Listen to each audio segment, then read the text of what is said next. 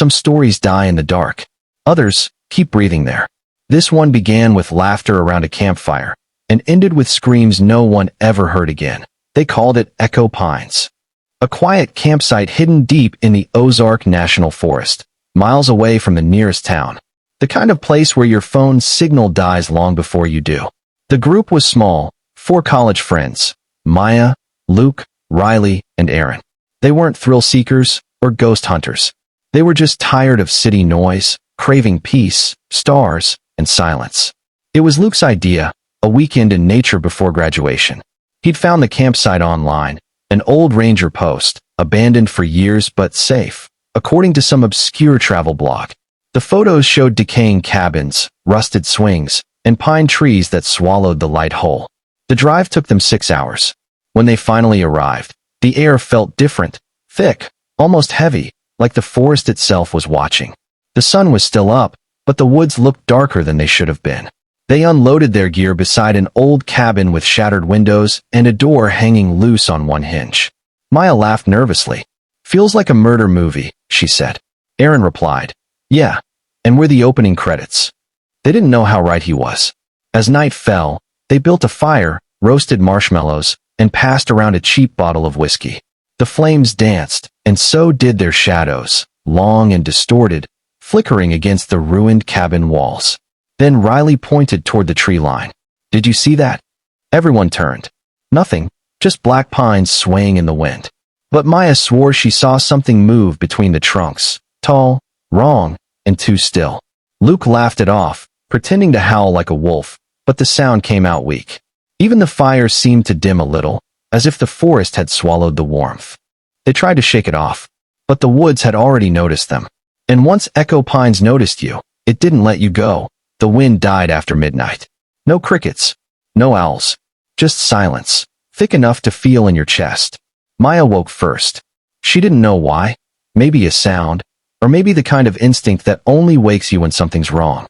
The fire had nearly gone out, glowing faintly like the last breath of something dying. She turned her head toward the cabin. The door was moving, not swinging open, just rocking slightly, like someone inside was breathing against it. She whispered, "Luke?" No answer. Then came a soft creak, slow and deliberate. Not wind, not an animal, a sound made by weight. She grabbed her flashlight and pointed it at the door. Nothing moved.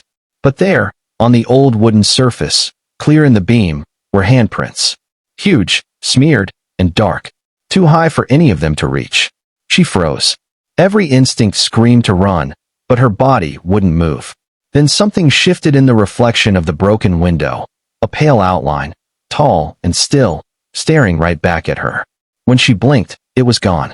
She rushed to wake the others. Luke cursed under his breath. Aaron grabbed a knife. Riley checked the woods. But the forest had gone completely silent, as if waiting. Luke tried to laugh again. "Probably raccoons," he said. But his voice cracked on the word raccoons, and he didn't sound like he believed it either. They decided to move inside the cabin for the night. The air inside was stale, smelling like dirt and rot. The floor creaked under every step, and faint carvings were etched into the walls, crude symbols and words they couldn't understand. Maya traced one of them with her finger. The wood felt warm. That's when the whisper came, not from outside, but from under the floorboards. A voice, faint, childlike, and trembling. "Don't stay here." The flashlight flickered. Then the whisper turned into a scream, loud, distorted, like a radio picking up something it shouldn't. They ran out into the dark, stumbling through the dirt until they collapsed by the dying fire. When they turned back toward the cabin, the door that had been hanging loose before was now closed. And from the window, something was watching them, pale face pressed to the glass. By morning, no one spoke about what happened. They pretended it hadn't. They laughed too loud, moved too fast. Anything to keep from thinking about that whisper under the floor. But the forest remembered. They packed up early, deciding to hike to a nearby creek before leaving. Riley was the first to notice something wrong. The trail, the one they'd driven up last night, was gone. No tire marks, no footprints, no sign of the dirt road they came from. Just pine needles and fog stretching endlessly between the trees. Luke checked the GPS. No signal. He swore, slammed the phone against his palm. "Maybe we got turned around," he said. But Maya pointed behind him. The cabin, the same one they'd slept in, was still there, barely visible through the mist. They'd walked in a full circle. Aaron dropped his backpack. This isn't possible. We've been walking straight. But it didn't matter what direction they walked. Every path led back to the same clearing, the same silent cabin, the same cold fire pit. Then they started hearing it again. That voice, whispering from the treetops. It didn't sound human this time. It echoed strangely, overlapping itself, like a chorus of children mimicking one another. Each time they stopped to listen, it stopped too. Each time they moved, it followed closer. Luke shouted into the woods. "Who's there?" The forest answered with a single word, his own name, repeated in a low, wet whisper. Look, that broke them. They ran. Branches clawed at their clothes. The ground felt uneven, shifting like something beneath the dirt was moving. Maya tripped and fell, cutting her hand on a stone. The blood looked too bright in the gray air. When Aaron helped her up, they saw movement through the trees. Tall, pale figures stepping between trunks, too thin to be human, heads tilting in perfect unison. They didn't run after that. They couldn't. Something about the air pressed down on them, heavy, like the whole forest was holding its breath. The whisper came again, right behind them this time, softer, almost pleading. Go back, before it remembers you. And for the first time, the voice sounded afraid. By the time the sun began to fall, the forest had turned against them. The air was colder now, unnaturally so, their breath visible even though it was late spring. No birds, no insects, just wind moving like whispers through the branches. They went back to the cabin, not because they wanted to, but because it was the only place that still existed. Every direction they tried led them there, as if the forest itself wanted them to go back inside.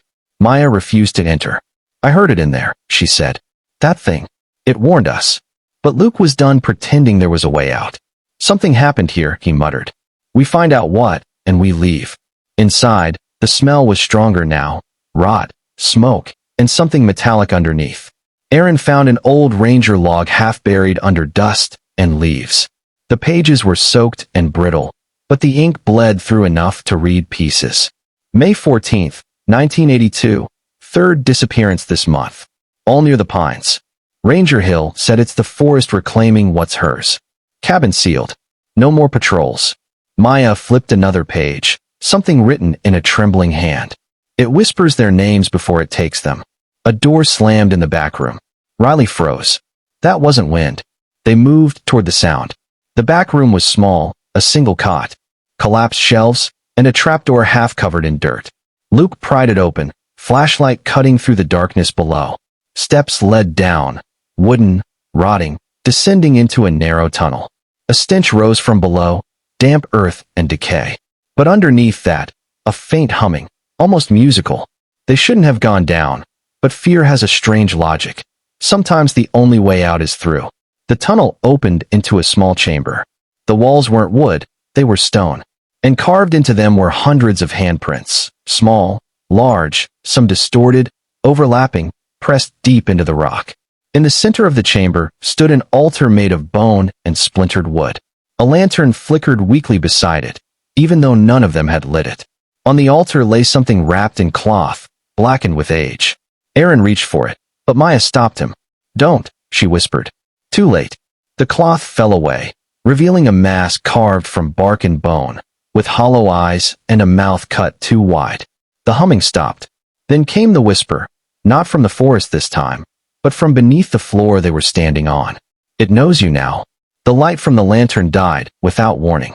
Darkness fell so fast it felt alive, swallowing every breath, every heartbeat. Then came the sound. A dragging noise. Slow. Heavy. Wet. From somewhere inside the tunnel. Maya grabbed Luke's arm. We need to go. Now. They scrambled up the stairs, boards cracking beneath their weight. Something followed.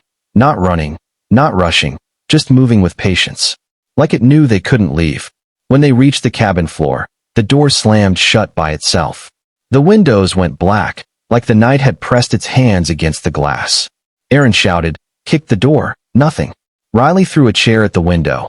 The wood splintered but didn't break through. Outside, the forest shifted, the trees bending closer, their shapes wrong under the moonlight.